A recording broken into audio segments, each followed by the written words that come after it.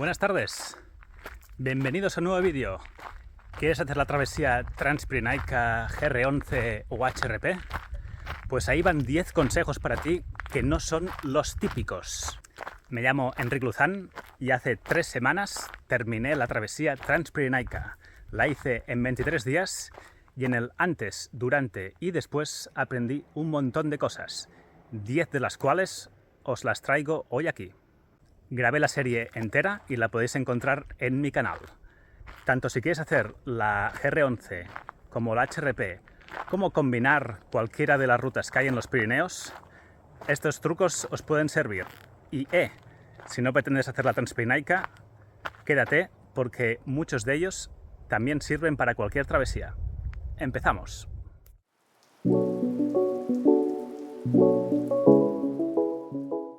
Una de las primeras cosas que tendrás que hacer al empezar a preparar tu Transpirenaica será decidir por dónde empiezas y cómo llegas al inicio de la ruta. Mucha gente decide empezar desde Irún. Irónicamente, una de las maneras más económicas de llegar hasta Hondarribia, hasta el faro del Cabo de Iger, es en avión. Sí, y además es de las más rápidas. Si decides optar por este medio de transporte, deberás saber que en cabina, en el equipaje de mano, no podrás llevar una navaja. Por lo tanto, tendrás que facturarla. Pero en el equipaje facturado tampoco puedes llevar una bombona de gas.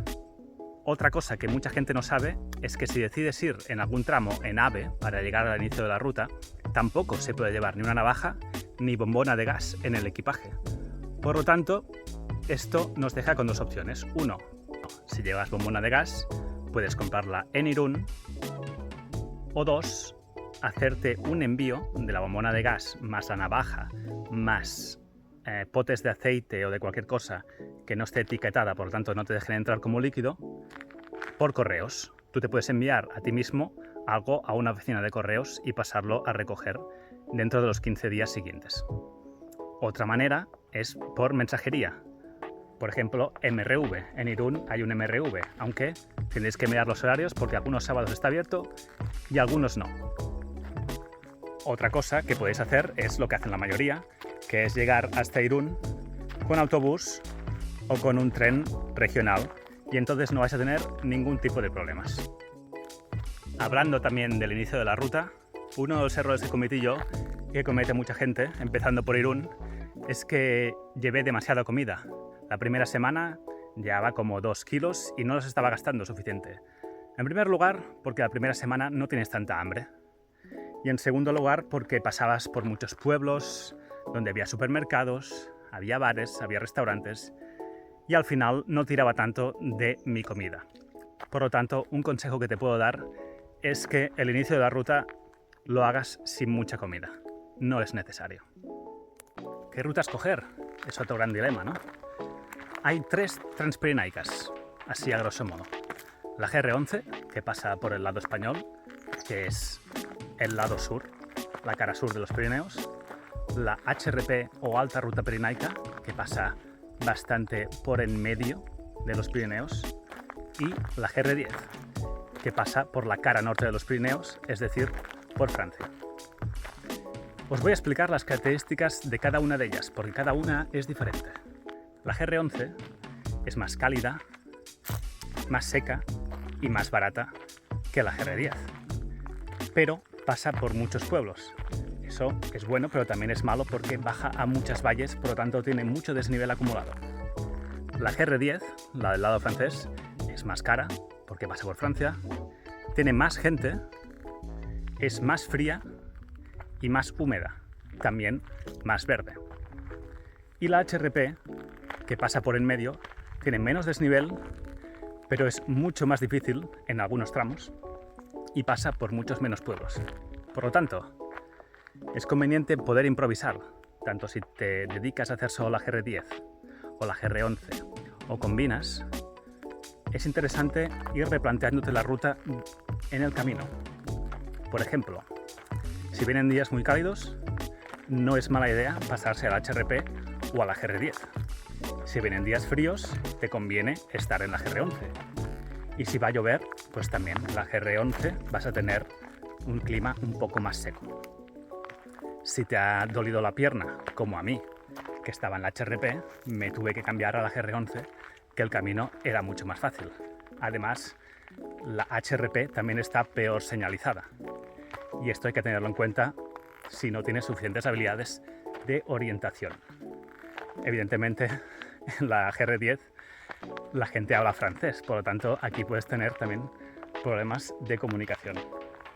Bien, yo creo que lo bonito es combinar las 3 rutas y sabiendo un poco esta información de qué características tiene cada ruta, te puedes organizar mejor.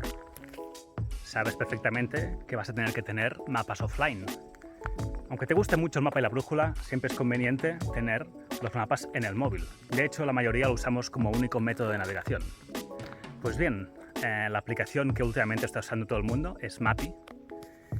Y aunque solo pretendas hacer la GR11, es conveniente bajarse los mapas offline también de Francia.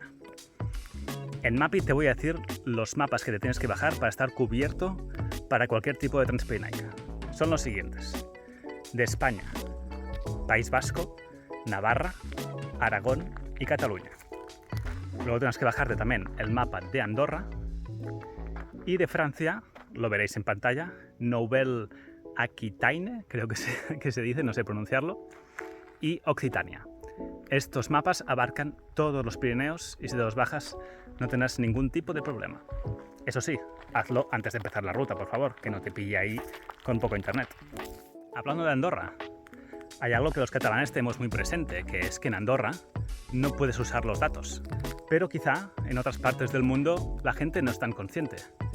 Pues bien, cuando llegues a Andorra, más bien, antes de llegar a Andorra, desconecta los datos móviles.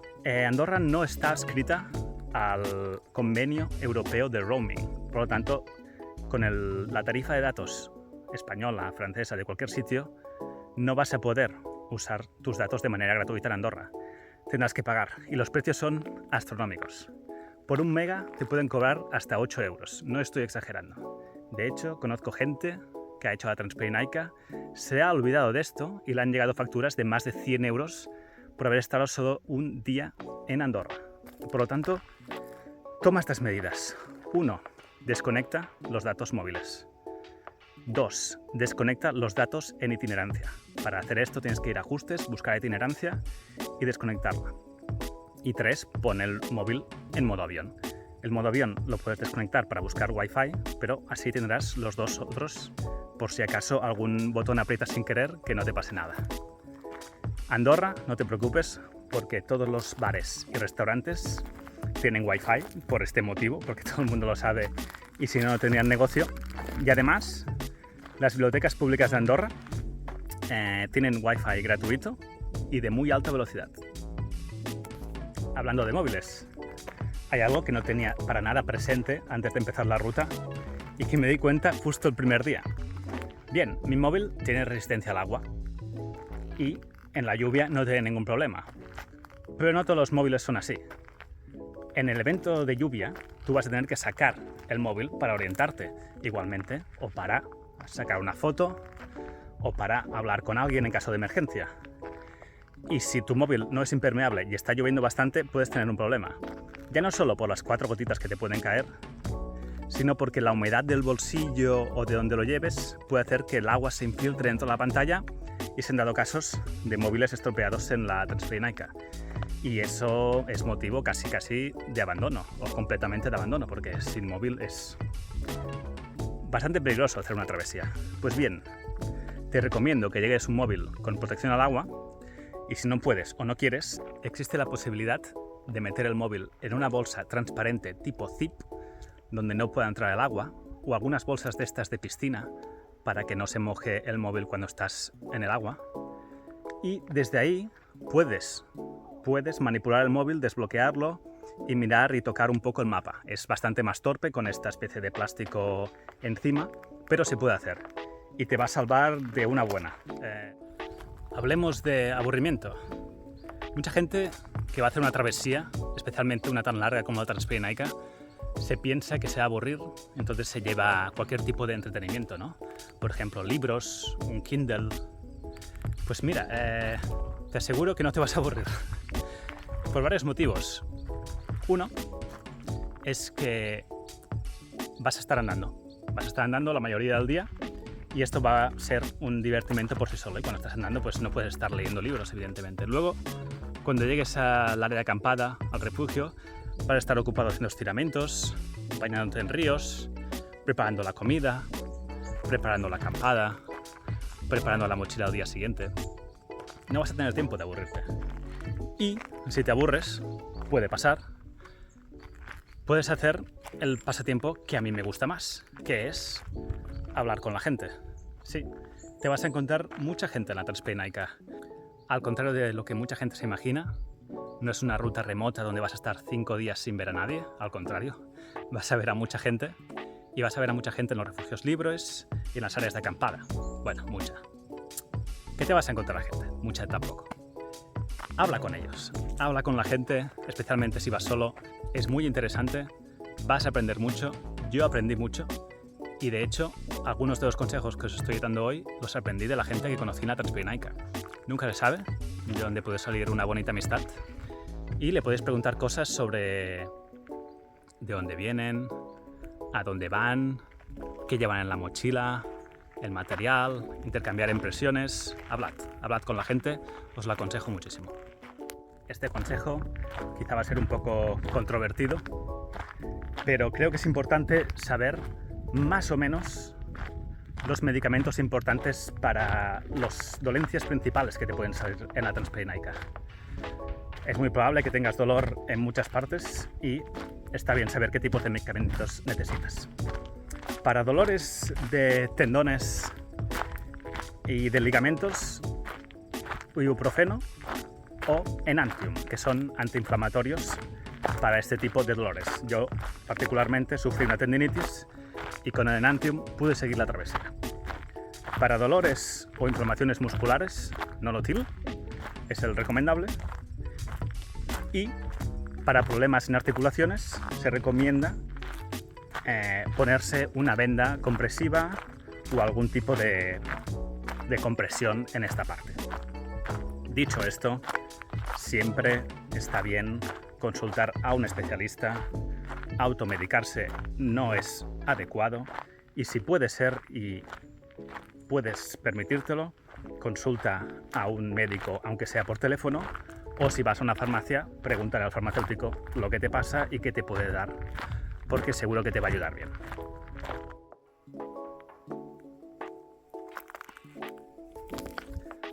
Agua. Todos sabemos que hay que potabilizar el agua.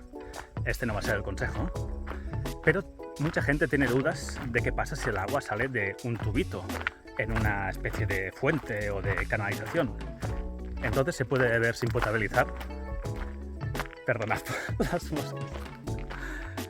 Pues hay una regla que es muy fácil de seguir. Si para que salga el agua de una fuente previamente tienes que pulsar un botón o accionar algún tipo de mecanismo, ese agua, con total seguridad, va a ser agua procedente de la canalización municipal y por lo tanto va a ser potable y no vas a tener que filtrar. Si por el contrario el agua emana de algún tubito o cañería sin que tú tengas que pulsar ningún botón, emana de manera continua, esa agua no va a ser tratada. Por lo tanto, para estar 100% seguro, es mejor potabilizarla. Ya sé que muchas veces da pereza, pero hay que hacerlo, porque si no, os puede coger cualquier cosa. Hacedme caso.